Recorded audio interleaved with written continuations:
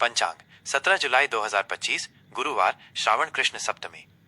जय महादेव और जय श्री राम के जयघोष के साथ हम आज 17 जुलाई 2025 गुरुवार के पावन दिन का स्वागत करते हैं। यह दिन श्रावण मास के कृष्ण पक्ष की सप्तमी तिथि को पड़ रहा है और आइए ज्योतिषीय गणनाओं के आधार पर इस दिन के हर महत्वपूर्ण पहलू को विस्तार से जानते हैं। ये जानकारी आपको अपने दिन को सही ढंग से नियोजित करने और शुभ लाभ अर्जित करने में सहायक होगी। 1. तिथि और वार का आध्यात्मिक और ज्योतिषीय महत्व। आज गुरुवार है, जिसे बृहस्पतिवार भी कहते हैं। यह दिन देवगुरु बृहस्पति और भगवान विष्णु को समर्पित है। गुरुवार का संबंध ज्ञान, शिक्षा, धन और संतान से होता है। इस दिन पीले रंग का विशेष महत्व होता है। पीले वस्त्र धारण करना या पीली वस्तुओं का दान करना, जैसे चने की दाल या बेसन, अत्यंत शुभ माना जाता है। यह दिन आध्यात्मिक उन्नति और शुभ कार्यों के लिए विशेष फलदायी होता है। तिथि। आज श्रावण कृष्ण पक्ष की सप्तमी तिथि है। सप्तमी तिथि का प्रभाव सूर्योदय से लेकर अगले दिन यानी 18 जुलाई शुक्रवार की सुबह लगभग 6:30 बजे तक रहेगा। ज्योतिष में सप्तमी तिथि को मित्रदा कहा जाता है, जिसका अर्थ है मित्रता प्रदान करने वाली। यह तिथि सामान्यतः मध्यम शुभ मानी जाती है। ये संबंधों को सुदृढ़ करने, समझौतों पर हस्ताक्षर करने और कलात्मक कार्यों की शुरुआत के लिए अनुकूल हो सकती है। धार्मिक अनुष्ठानों और नए संकल्पों के लिए भी ये तिथि शुभ मानी जाती है। 2. नक्षत्रों का गूढ़ प्रभाव और उनकी विशेषताएं। नक्षत्र खगोलीय पिंडों की वो स्थिति है जो हमारे मन, स्वभाव और घटनाओं पर सूक्ष्म प्रभाव डालती है। रेवती नक्षत्र दोपहर तक प्रभावी। दिन की शुरुआत रेवती नक्षत्र के साथ हो रही है, जो लगभग दोपहर 3 बजे तक प्रभावी रहेगा। रेवती 27 नक्षत्रों में से अंतिम नक्षत्र है। ये मीन राशि में स्थित होता है और इसका प्रतीक मछली का जोड़ा है, जो यात्रा और अंतिम पड़ाव को दर्शाता है। रेवती नक्षत्र को पोषण, विकास, संवर्धन और मोक्ष का प्रतीक माना जाता है।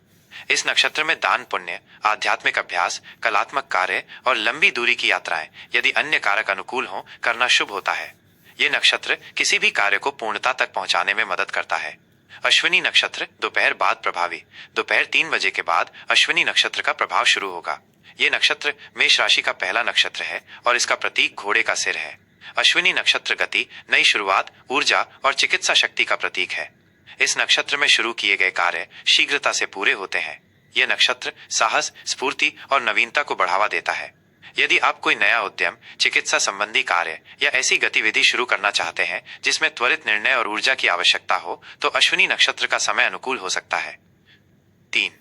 योग और करण, दिन की ऊर्जा का विश्लेषण। योग और करण भारतीय पंचांग के महत्वपूर्ण अंग हैं, जो तिथि और नक्षत्र के साथ मिलकर दिन की ऊर्जा का निर्धारण करते हैं। सुकर्म योग शाम तक प्रभावी। आज सुकर्म योग शाम लगभग 5:40 बजे तक रहेगा। जैसा कि इसके नाम से ही स्पष्ट है, सुकर्म का अर्थ है अच्छे कर्म।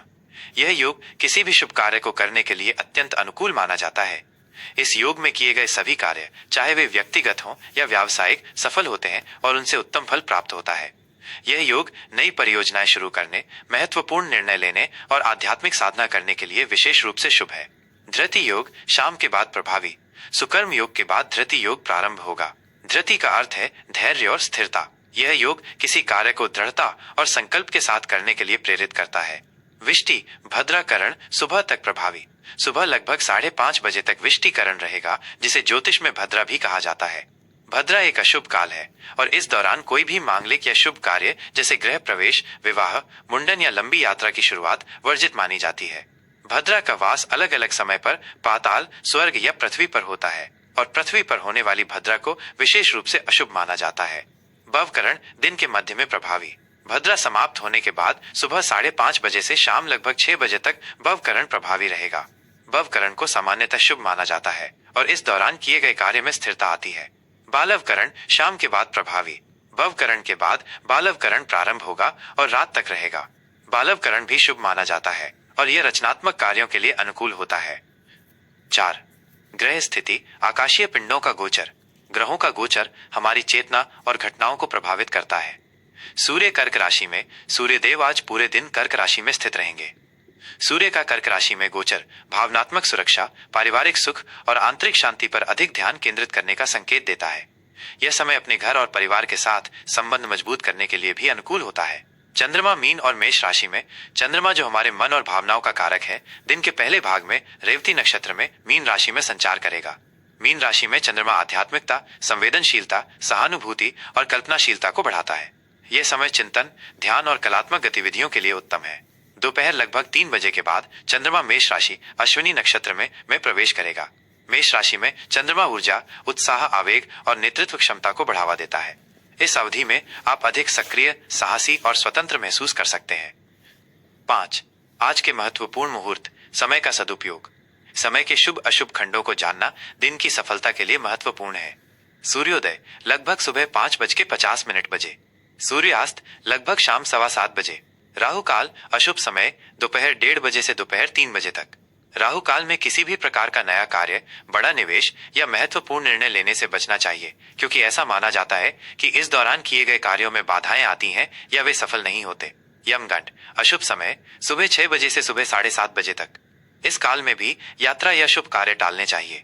गुलिक काल मध्यम शुभ समय सुबह 9 बजे से सुबह 10:30 बजे तक। गुलिक काल में कोई महत्वपूर्ण कार्य शुरू न करें, लेकिन पहले से चले आ रहे कार्यों को जारी रखना ठीक है। अभिजीत मुहूर्त अति शुभ समय दोपहर 12 बजे से दोपहर 12:55 बजे तक। यह दिन का सबसे शुभ मुहूर्त होता है। इस समय में कोई भी महत्वपूर्ण कार्य, चाहे वो नया उद्यम हो, समझौता हो या कोई शुभ अनुष्ठान हो, शुरू किया जा सकता है। ऐसा माना जाता है कि इस मुहूर्त में किए गए सभी कार्य बिना किसी बाधा के सफल होते हैं। 6. आज क्या करें और क्या न करें, आपके दिन की योजना। इस विस्तृत पंचांग के आधार पर यहाँ कुछ सुझाव दिए गए हैं। क्या करें?